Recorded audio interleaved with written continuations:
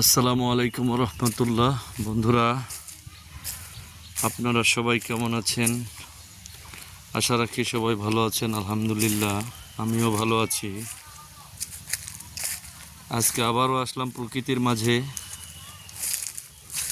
গ্রামে।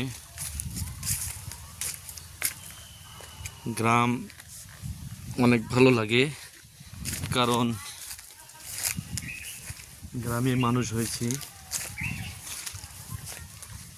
শহরে তো কিছুদিন হলো শহরে থাকার, কিছুদিন থেকেই শহরে থাকি, কিন্তু ছোটোবেলার থেকে তো গ্রামেই মানুষ হয়েছে।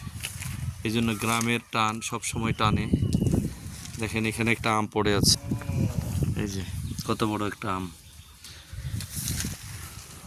আমটা নিলাম, দেখেন আমটা পোকা ধরছে, এই জন্য পড়ে গেছে। অনেকগুলো আম ধরছে গাছটাতে, দেখেন অনেক আম,